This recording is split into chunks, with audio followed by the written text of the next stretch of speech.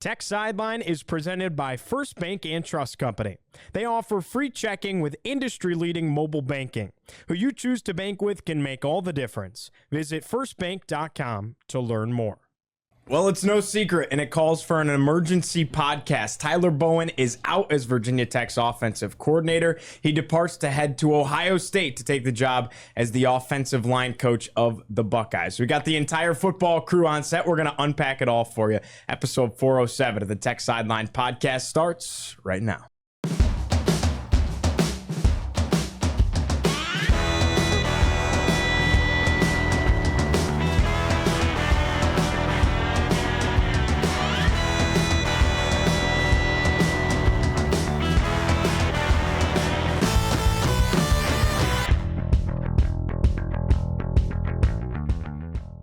And we're recording on Thursday, February 6, 2025 from our high-tech studio in the Virginia Tech Corporate Research Center. Remember to like, subscribe, refer the show to a friend as always. I'm your host, Giovanni Heater. To my right, lead analyst and columnist, Chris Coleman. Across the way, our senior staff writer, Andy Bitter. In the fourth chair, managing editor, David Cunningham, after a long basketball night last night inside the castle. We're twinning. And we're twinning. Shoes and all, head to toe. Same jean tone, same hoodie, everything. David and I are twinning. I should have worn that too as a bit. Your socks are, we all wear the same colors. Socks are different colors. David's got the black. I got the white socks. And of course, Nick Brown producing the show behind the scenes. All right, guys. Tyler Bowen is out. That kind of sent some shockwaves through the Virginia Tech fan base yesterday. Didn't necessarily have that one on the bingo card as I was going through the day yesterday. Yeah, I didn't either. I think if you polled Virginia Tech fans and asked them, how do you think Tyler Bowen's career at Virginia Tech will come to an end, I don't think the answer would have been, we'll take a job at Ohio State, right? So it took me by surprise. I'm still kind of wrapping my head around how I feel about it because he's the devil, I know. There's some, if you make the wrong hire, you could get worse. But if you make the right hire, then there are a number of ways where you could get better. So just sitting back, cooling my heels, waiting to see who gets hired. Yeah, it's strange. I mean, I hadn't kept up on all of Ohio State's coaching changes. I hadn't even seen that Chip Kelly left to go to the Raiders. So it happened. I'm like, oh man, did they have a vacancy there? I'm like, well, sure enough, the other guy Justin Fry went to the NFL as well. I think people are going to look at this and say, oh, he's taking a demotion to go to Ohio State. It's like, I don't know that's necessarily true in the current setup of college football. I mean, Chip Kelly left a head coaching job to go to Ohio State to be the offensive coordinator. Now, you say that's a demotion. He wins a national championship, and all of a sudden now he's a $6 million man in the NFL as a coordinator. So, if you catch this coaching jet stream right, this is just a launching pad. I mean, it sends you to certain places. And we're talking about a guy who's leaving a situation at Virginia Tech where, let's face it, they got to win right now. It's a hot seat situation, certainly for the coordinator. Maybe for Pry next year. I think the coordinator, definitely, they had to show some progress with that. He's going to be a position coach, yeah, but on a staff that I'm sure he'll have some input in how the offense is run, because they're going to have Brian Hartline, I think, is in line to be the coordinator there. He doesn't have a long experience of it. It's really, Ryan Day is the offensive guy on that staff. So I think you're among a group of offensive minds there. You're going to have a lot of input. They're going to pay him pretty well. The previous O-line coach was paid $1 million. That was more than what Bowen was making as the coordinator here. And, you're going, let's be honest, you're going to a team that just won the national championship. What if they do that again? They're going to be in the playoff again. I mean, I think you can probably every year. You can pretty much write that in with Ohio State right now. It's the most recession-proof program in the country. What if they go to the playoff again and they win it again? I think it's a possibility. And then all of a sudden your career takes a jump because of that, because everybody wants a piece of that offense. So I think if this were 15, 20 years ago, this would look very strange to go, he's leaving a coordinator spot to go to a position coach spot. But the way the Power 2 is set up, and even the top of the Power 2, I mean, Ohio State is, cream of the crop in terms of college football staffs, what they pay them, just sort of the whole operation there. I think it makes a little bit more sense when you look at it in that perspective. Yeah, let me add something to that. I think it's very much a resume move for him. I think remember, he's only 35 years old. So for 2025, you could construe it as a step back because he has less responsibility. But he's 35. He's thinking about, what's my resume going to look like when I'm 45? And you don't get anywhere these days by being a long-term coordinator at one school. That doesn't get you a head coaching job one day. Ask Bud Foster. Right? You see these young coaches, they like to move around. They don't like to stay anywhere for more than 2 or 3 years. They like to work for a number of guys, get a lot of different stuff on their resume. That's what Shane Beamer did. I was looking at his Wikipedia profile this morning, and, he'd stay at schools 2 or 3 years. The longest he stayed at a place was at Virginia Tech because of his dad, of course. But he'd stay at his other schools 2 or 3 years, and then he'd move on. He'd work for Oklahoma, and then, now I'll go work for Steve Spurrier, and now I'll go work for Frank Beamer. Yeah, what does his resume look like? Spurrier, Kirby Smart, Lincoln Riley. He's got all these connections, all these coaches that he's worked for that they go, man, I want a piece of that or a piece of that. And, It looks very good. This is the longest stay that Bowen has had at any stop so far. Yep. And, that's sort of, how the industry is. It's an itinerant job. I mean, you're moving from place to place, especially when you're younger. There aren't many Bud Fosters in the world that stay in one place for 30 years. Or Charlie Wiles. That was exceedingly rare. And it's even rarer now when there's a lot of money even more money being thrown around in these places. So, 3 years is, I think it matches a stretch he had at Maryland as a student assistant and graduate assistant. So the guys move around a lot. The other part of it is I think it's not the worst thing to have coaches on your staff that people want to hire away.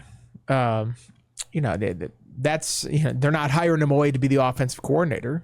And it's interesting that Ohio State is hiring Virginia Tech's quarterbacks coach to be its offensive line coach, which maybe that probably says more about Virginia Tech. Maybe than Ohio tells you State. that he was out of position coaching quarterbacks at Virginia Tech more than anything. And they were going to make him. It sounded like they were going to make him a walk-around coordinator this year, so to kind of give him more of an overview around the offense. But I forget where I was going with that before I got derailed. But a lot of things about this make sense about this move if you think about it in terms of career advancement and the opportunity that Ohio State provides. What were your immediate reactions over there, David? I think the timing probably came off a little weird to Virginia Tech fans just because it's early February. I think a lot of people thought, hey, the coaching carousel is out of the way now. I did find it funny when I went back and looked at all the ripple effects. Like Andy said, this is because the Ohio State offensive line coach left to go to the Cardinals because the Cardinals offensive line coach went to become the Cowboys offensive coordinator. So you can blame Jerry Jones for that one. But in all seriousness, I agree that this is a resume move for him. The national champions come calling. He's a really good recruiter. He's a proven recruiter. I think when you're a good recruiter at a place like Virginia Tech and you walk in with Ohio State gear on and, right, your stock just went through the roof. But weird timing on the Virginia Tech front where you just spent 6-7 weeks replacing a defensive coordinator. Now you have to turn around and try to replace an offensive coordinator, which you did not expect to do. Brent Pry fired Chris Marv back in, I think, December 12th. And here we are almost 2 months later, and now you have to replace your other coordinator too. Not ideal, but like Chris said, the opportunity is there to get better, but it's not a guarantee. And I think you see a lot of fans on social media saying, oh my gosh, so glad Tyler Bowen's gone. Everybody hates their offensive coordinator. That's just kind of the way football goes, NFL, college, whatever. There's no guarantee that Virginia Tech gets a better one. Yeah. The way I kind of look at this whole thing is, it's kind of it could be good for both sides, right? He sees a situation where the writing's on the wall, and he's going to more of a sure thing, making more money with less pressure. And people can say, "Oh, there's pressure at Ohio State." Not when you're not the one calling plays. It's a less pressure situation. How was that staff feeling after the Michigan loss? Yeah, you think they were all comfortable with their jobs at that point? I mean, they were talking about firing Ryan Day. Sure. And if he's gone, then the whole staff's gone at that point. But I think when you're in a hot seat situation at Tech and you're the one calling the plays, it's more of a sure thing to go to the national champs. I think if you look at it, I don't pretend to be inside Tyler Bowen's head, but what if he views next season is likely to not be very successful for Virginia Tech? And he's sitting there thinking, okay, maybe Pry gets fired in December, or maybe Pry needs a scapegoat and fires me in December. Yeah. I've got a chance. I've got an offer to go to Ohio State right now. I don't know what next December will hold for me. I better jump on this. Job and make more money. But it's future job security. And imagine this. Imagine if Heartline, who's going to become the OC, it seems like, leaves. and they're like, "Hey, Tyler Bowen, looked like you did a pretty good job with the working your way in the offense this year. You interested in being promoted to the offensive coordinator?" Right? Like Tyler Bowen could potentially be Ohio State's offensive coordinator, the guy calling plays there in 2 years, right? Like, who knows how it's going to shake out, but this is advancement. It makes sense. Do you think there's an argument to the fact that, and Chris, you kind of alluded to it, you went to a situation this offseason where maybe there were thoughts to make, like I felt like going into this offseason, you're like, which coordinator is going to get fired? Probably the defensive coordinator, but there was an argument for both. You didn't have the money to fire both of them, so you fire the defensive coordinator. Now you have an opportunity to make a change at offensive coordinator. The timing stinks, but it could be worse. Well, now, if it had happened in December, then you're replacing 2 coordinators at the same time and dealing with, what was it, bringing in 19 new players into the program. I mean, basically, Brent Pry in December, if he had to replace both coordinators, it would have been like he was in his first year all over again, hiring a whole new staff in the month of December and dealing with so much roster turnover. So there's never a great time for it. I don't mind that it's right now. I mean, it can't take 46 days to replace Bowen. No, it's going to be quicker this time. Agreed. If there's not somebody in place within 2 weeks, I think I'd be surprised. Me too. On this one. And, I remember the point I was trying to make before. It's like, coaches are going to leave. And, sometimes it's not the end of the world if they leave, and there's an opportunity that you can hire somebody else to come in and be successful. I mean, look what VCU basketball did for the longest time, where they, knew they couldn't pay people as much as everybody else. They kept having head coaches leave over and over, and they'd find the next big thing. JMU football. And they would do very well at the next thing. So I don't think the turnover is necessarily bad. I think it's an opportunity to bring in somebody new. You have to have an idea of who you want and a vision of what you want for this offense, but you can go hire somebody interesting like Sam Sifkas. I think that's an interesting hire. I don't know if it'll work, but it's certainly an interesting hire. And if you have a program where people are wanting to hire your coaches away, I think that's better than if they don't. And then you just sort of have guys forever and, it's 10 years and all of a sudden, Brian Steinspring and Mike O'Kane are running your offense and it's not going well. Like, I think it's a better situation to have, coaches in demand that people want. They're bringing in fresh new ideas to the program than they have the alternative. How much pressure is there to get somebody in there ASAP? And where does that pressure come from when you look at the timetable of the next couple of weeks leading up to spring ball? Yeah, I mean, it's a little over a month until spring ball starts. I don't think we have a date yet on when they start, but it's typically middle March. Yeah. Based on where the spring game is April 12th this year. It might be the first week of March. It used to be mid-March and then end of April in the time period. So it might be early March, and now since the spring game is in mid-April. Yeah, they've got spring break to worry about in there too, so they're going to schedule around that. But it's coming up fast. So this will not be a 6-week search. People I've spoken to said it's going to go a lot quicker this time. They're certainly not waiting on somebody like they were last time, playing in the national championship game. We believe that was Jim Knowles from what we've heard. So I think you have to have somebody in mind and you have to have a process in mind pretty quickly. I think all coaches sort of have a list in their mind about where they're going. I don't think it's actually like a physical list in their drawer. I think it's like, oh, this guy has a list in his drawer. It's like, you can make a list in your mind too. You don't need to write it down, but you have to have an idea of where you're going. I think they probably know some guys or some offenses that they'd like to bring onto this thing, and it'll be interesting which direction they go. Because, last time, with the defensive coordinator hire, we had all these names out there. Oh, this guy would make sense. This guy would make sense. And they hired somebody nobody's heard of. The layman has not heard of this guy as a Virginia Tech fan. Now, in the coaching circles, that's probably not the case. But, the average fan had never heard of Sam Sifkas' name before he was hired as the defensive coordinator here. So it'll be interesting to see if it's a similar situation now or if it's one of the more obvious candidates like, Neil Brown is out there. He's coached with Matt Moore absolutely at a couple places. Wasn't he at Troy with Matt Moore as well? He was.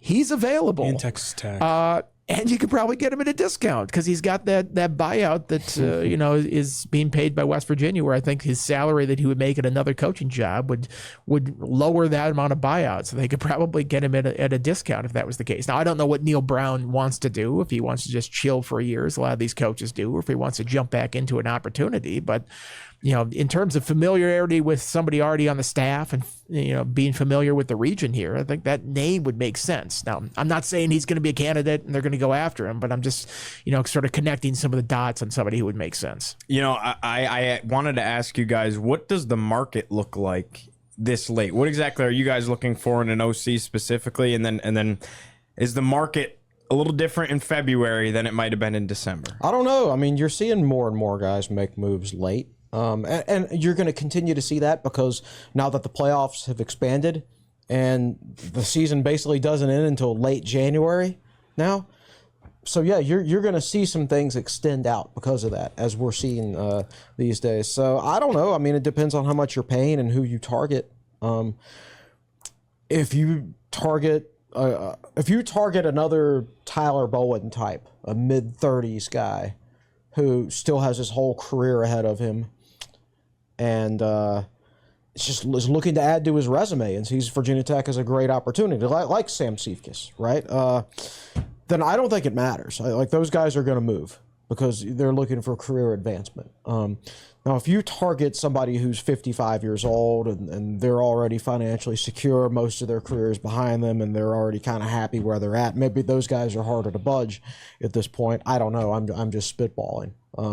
But I think as far as the February market for coaches, it's hard to get a feel for because we've never really had to deal with anything like this very often in the past. A couple of years ago, obviously, with bringing Ron Crook in late because Rudolph had gone to Notre Dame. Yeah, Notre Dame.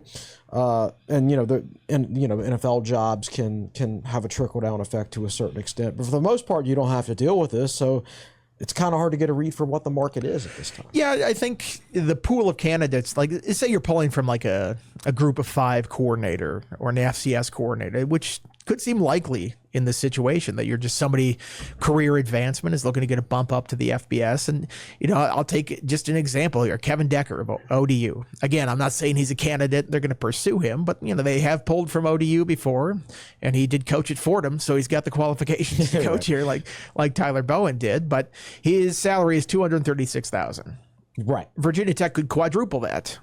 And you'd have to be stupid not to even consider that if they gave you the opportunity or were interviewing and you were in contention for that job. So I think there's going to be just sort of values that they can put out there, sums of money that's going to be very enticing for somebody at a lower, I don't want to say lower level because of the same level of football, but, group of 5 relative to Power 5. It's the food chain.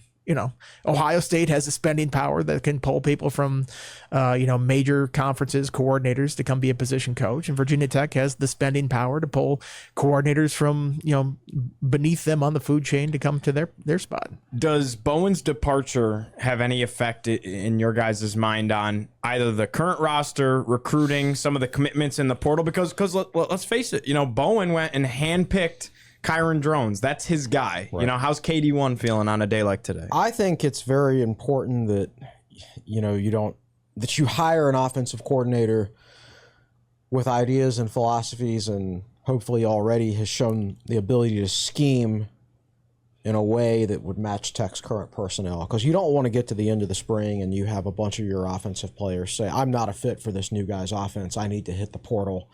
Because then you'd have to be replacing a decent chunk of your offensive roster after spring practice.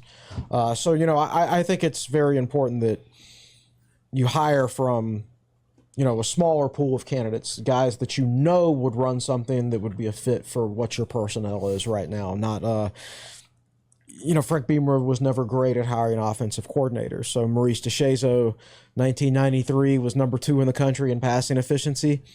The offensive coordinator leaves, so Frank brings in a new guy, and it's Gary Tranquil who runs a pro-style offense, and DeShazo can't run it, and he has a horrible senior season, right? So that's what hiring the wrong kind of offensive coordinator can do. But if you hire the right kind, I think the players will stay.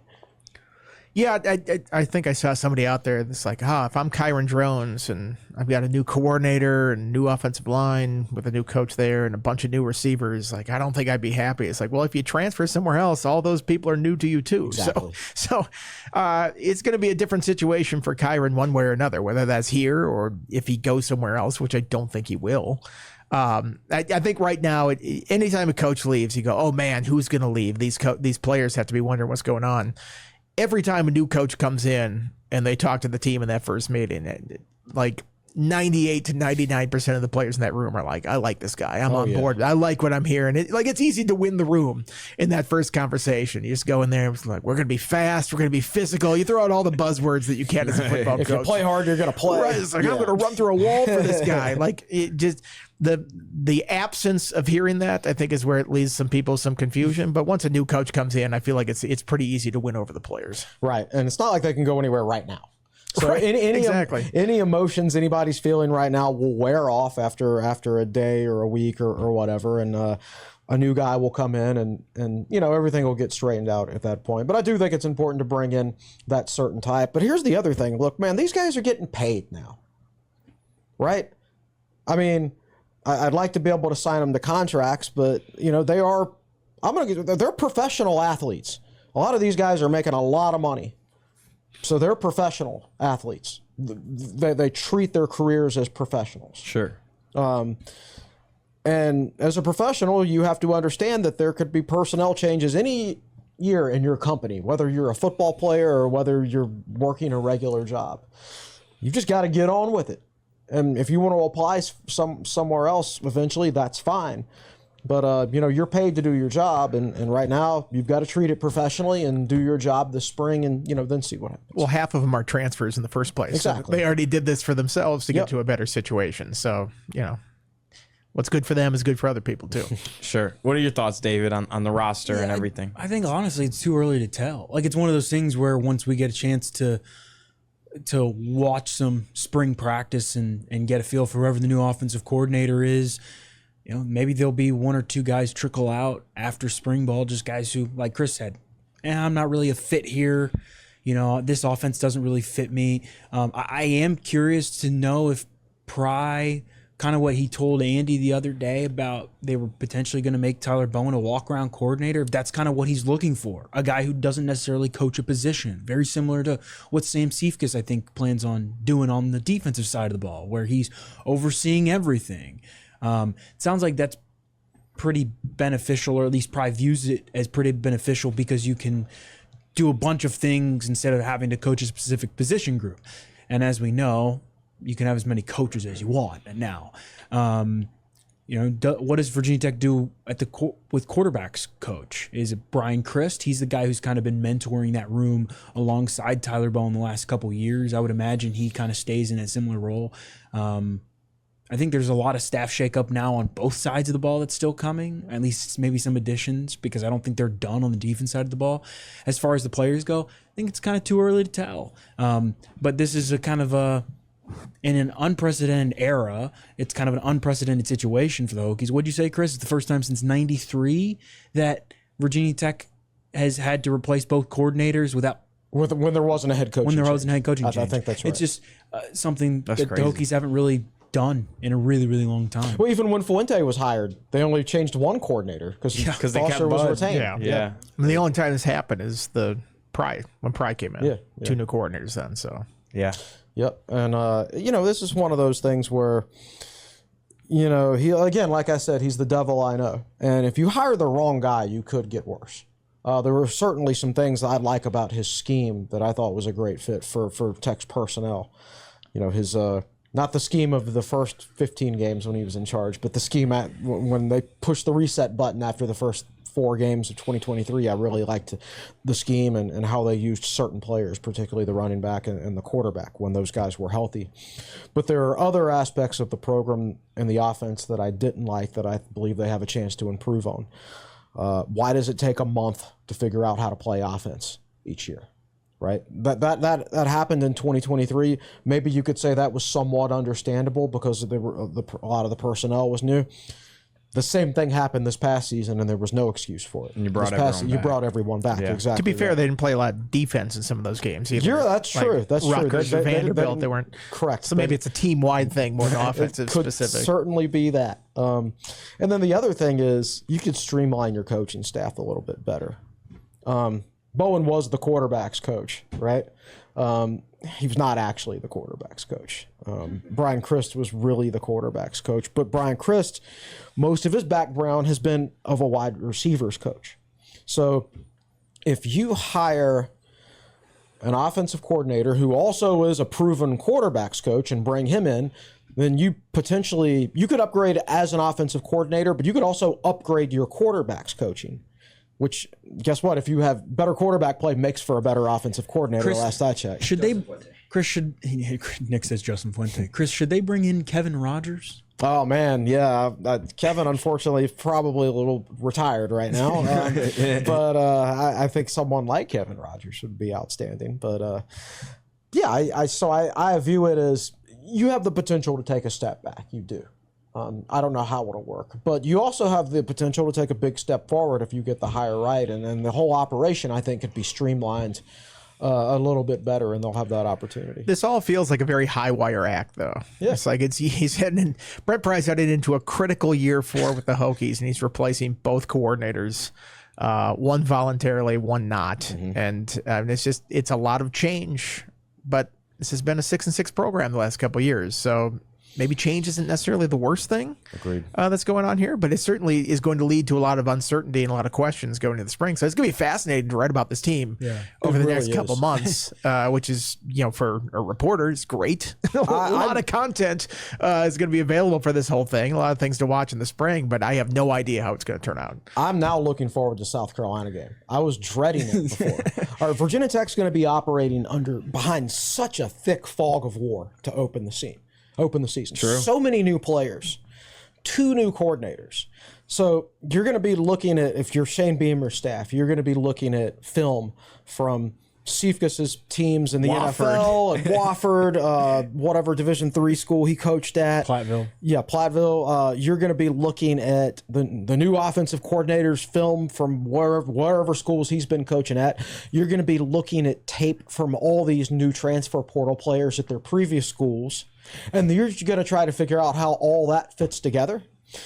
Teams with a lot of change do have some major advantages early in the season if they take advantage of it. Is it just like how Virginia Tech and Scott Leffler snuck up on Alabama in the 2013? Right. That's maybe a little bit different situation there. I'll go Ohio State 2015 or 2014. That was the second game of the season. Tech didn't show much, but you've got a new quarterback in Michael Brewer. You've got 3 new wide receivers out there. They were all freshmen, of course, but there was no film on them. You didn't know what that scheme was going to be with Michael Brewer and a new quarterback and things like that. So when there's a fog of war early in the season, you can take advantage of it. And I think Virginia Tech has that opportunity to do that early this season. To defend Leffler, I don't think many teams are going to do all that well against Alabama. Correct. That defense that Alabama had that Correct. year. That's Chris's military history coming out. There you go. The one of the other names we should probably mention is Brent Davis, who's currently on the staff, and he's a former Army offensive coordinator.